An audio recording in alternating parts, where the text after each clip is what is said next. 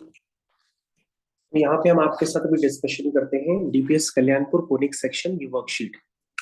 तो सबसे पहले आपके पास ये क्वेश्चन नंबर 1 गिवन है, तो क्वेश्चन नंबर 1 को पहले हम लोग ध्यान पूर्वक पढ़ते हैं और फिर इसको अटेम्प्ट करते हैं। ठीक है, तो क्वेश्चन नंबर 1, तो ये क्वेश्चन नंबर 1 क्या लिखा हुआ है उसको देखते हैं हम लोग।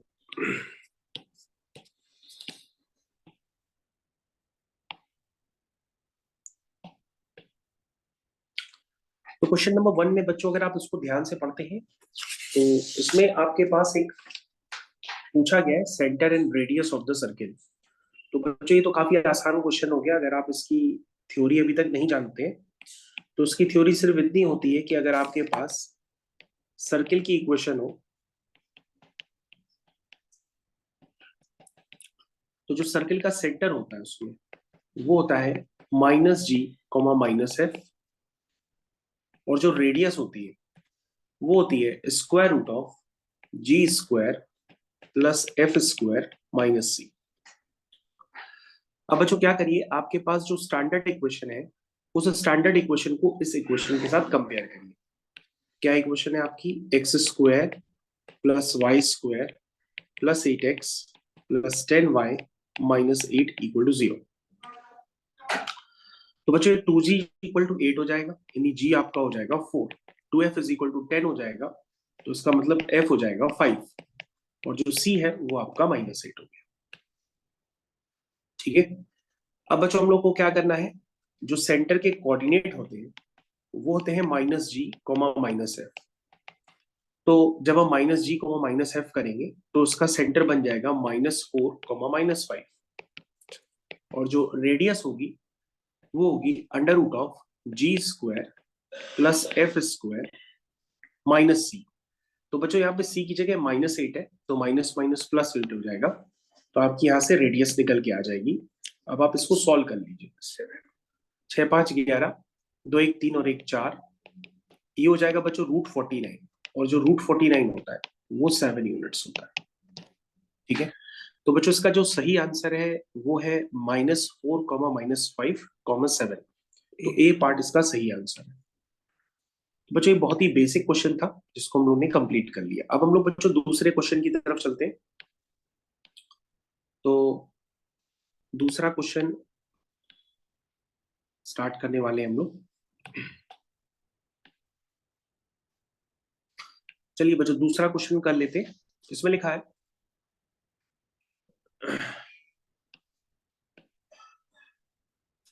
the equation of a parabola which is symmetric about y-axis and passes through the point 2, -3। तो बच्चों आपको यहाँ पर पैराबोला की इक्वेशन निकालनी है। कैसे निकालेंगे? पैराबोला जो सिमेट्रिक है वो y एक्सिस के अबाउट है, और अगर पैराबोला y एक्सिस के अबाउट सिमेट्रिक है तो बच्चों को इस तरह से दिखाई देगा। सिमेट्रिक का मतलब जैसे y के राइट हैंड साइड में वैसा ही y के लेफ्ट हैंड साइड में ऐसा कुछ आपको दिखाई देगा।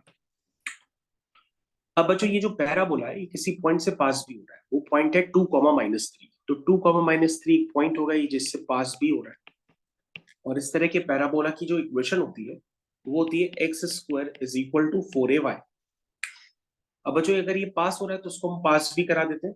तो x की जगह आपको उसमें 2 पुट करना पड़ेगा, तो 2 की जगह पुट करेंगे तो 4 हो जाएगा, और 4ay, y की जगह इसमें आप -3 पुट करेंगे।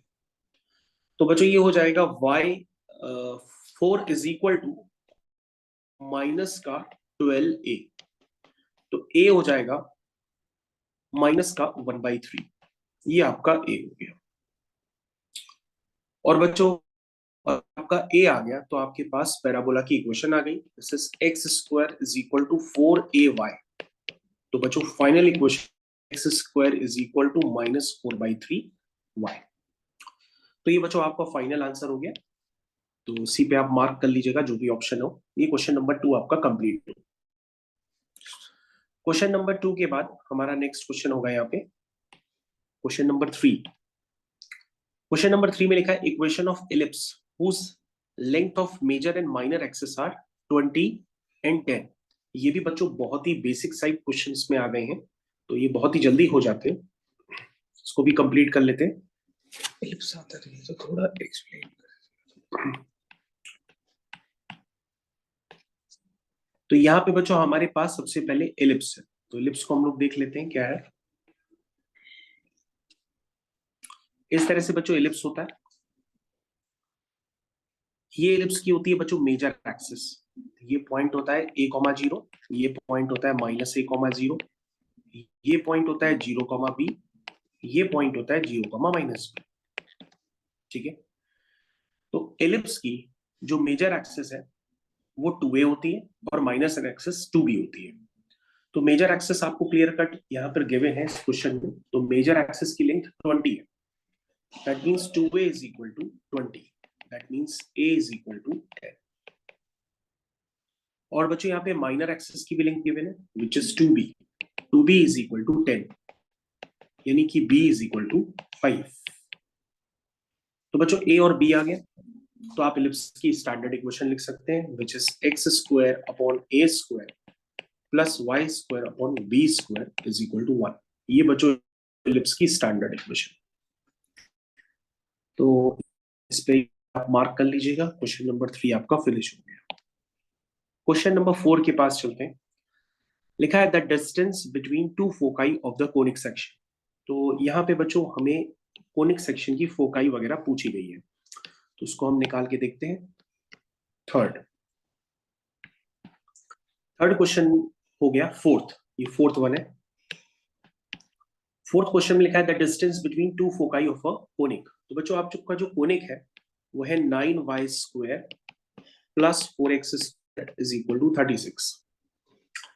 अब क्या करो, उसको स्टैंडर्ड कोनिक में कन्वर्ट करने के लिए राइट हैंड साइड पे 1 बनाना पड़ेगा। तो हम इस पूरी इक्वेशन को पहले डिवाइड कर देंगे 36 से। तो हो जाएगा 9y square upon 36, 4x square upon 36 is equal to 1।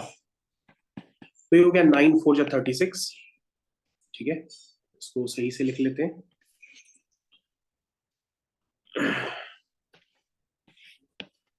ठीक है, उसके बाद ये हो गया 4 9 जा 36 इज इक्वल टू 1। तो बच्चों आपकी स्टैंडर्ड इक्वेशन बन गई x square upon 3 square plus y square upon 2 square is equal to 1। तो बच्चों जो इसकी फोकस होती है वो फोकस दोनों एलिप्स की AE, 0 और -AE, 0 होती है। ठीक है, तो आपको इन दोनों के बीच की डिस्टेंस निकालनी है। ठीक है बच्चों, तो दोनों के बीच की डिस्टेंस बेसिकली कितनी हुई 2AE। तो distance between foci is 2AE। ठीक है, तो यहाँ पे कुछ उसको हम सॉल्व कर लेते हैं। यहाँ पे a की जगह 3 है और b की जगह 2 है। तो क्या हो जाएगा, इसको सॉल्व करते हैं। That means b square is equal to a square times 1 minus e square. इस स्टैंडर्ड को अप्लाई कर देते हैं। तो b स्क्वायर आपका हो जाएगा 4, a स्क्वायर आपका हो जाएगा 9, 1 माइनस e स्क्वायर। बच्चे हो जाएगा 4/9 is equal to 1 minus e square. इसको हम सॉल्व कर लेते हैं। तो ई स्क्वायर हो जाएगा 1 माइनस 4/9 विच इज 5/9। तो 9 माइनस 4 विच इज 5/9। तो बच्चों यहाँ से एसेंट्रिसिटी की वैल्यू हो जाएगी √5/3। एसेंट्रिसिटी आ गई, ए आपको पता ही है। तो आपको क्या निकालना है, distance between foci which is 2AE। A is 3 और ई इज √5/3। तो 3 से 3 कैंसिल हो गया, तो आंसर हो गया 2√5। तो डी पार्ट है इसका। तो 4 क्वेश्चन बच्चों आपके कंप्लीट हो गए हैं। उसके बाद बच्चों ये सारे क्वेश्चन एनसीईआरटी के एग्जांपल हैं। Equation of a circle with centre 1/2, 1/4 and radius 1/12। तो बच्चों आपके पास सेंटर पता है, रेडियस भी पता है, तो आप सर्किल की इक्वेशन तुरंत लिख सकते हैं। इसमें कोई बहुत बड़ा काम नहीं है। इसको हम लिख देते हैं। This is question number 5। तो सर्किल का जो सेंटर है वो है 1/2, 1/4। ठीक है, जो रेडियस है वो है 1/12। तो equation of a circle with centre, तो सबसे पहले आप लिखिए इक्वेशन x माइनस 1/2 का whole square plus y minus 1/4 का whole square is equal to 1/12 का स्क्वायर। ये हो गई बच्चों सीधा सीधा सर्किल की इक्वेशन। उसके बाद आते हैं 6th वाले क्वेश्चन पे। लिखा हो गया the area of a circle centre S 1,2। तो सर्किल का एरिया निकालना है, उसका सेंटर गिवन है और जिससे पास हो रहा वो भी गिवन है। तो बच्चों ये हमने एक सर्किल बना लिया, सर्किल का सेंटर आपके पास नोन है।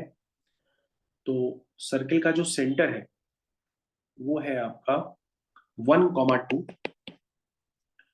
और किससे पास कर रहा है, ये पास कर रहा है बच्चों 4,6 से। ठीक है, तो area of a circle centre is 1,2 and passing through 4,6। तो सर्किल का एरिया बच्चों क्या होता है, पाई आर स्क्वायर होता है। ये रेडियस हो गई। तो बच्चों आप रेडियस निकाल लीजिए, आपका क्वेश्चन यहाँ पे कंप्लीट हो जाएगा। ठीक है,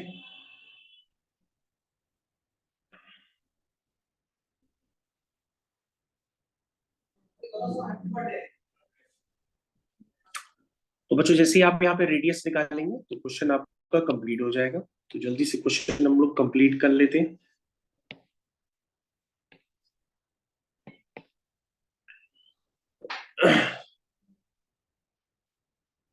तो सबसे पहले हम लोग यहाँ पे रेडियस निकालेंगे। तो ये हो गया 4 - 1 का होल स्क्वायर प्लस 6 - 2 का होल स्क्वायर। ये आपकी रेडियस आ गई।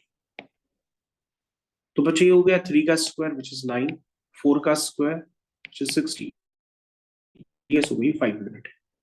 बच्चों रेडियस तो आई गई 5 यूनिट, तो एरिया ऑफ सर्कल कितना होगा, एरिया ऑफ सर्कल होता है पाई आर स्क्वायर, यानी कि पाई इंटू 5 का स्क्वायर, यानी कि 25 पाई स्क्वायर यूनिट्स। ये बच्चों 6 क्वेश्चन हो गया। इसके बाद बच्चों आपके पास 7th क्वेश्चन है। लिखा है eccentricity of the ellipse with foci on x axis if its latest factor is equal to. 7th question पूछ एलिप्स की एसेंट्रिसिटी बताओ। तो एलिप्स की एसेंट मान लो, निकाल ली आते सकते हैं, ये क्वेश्चन है। The ellipse on x axis with its equal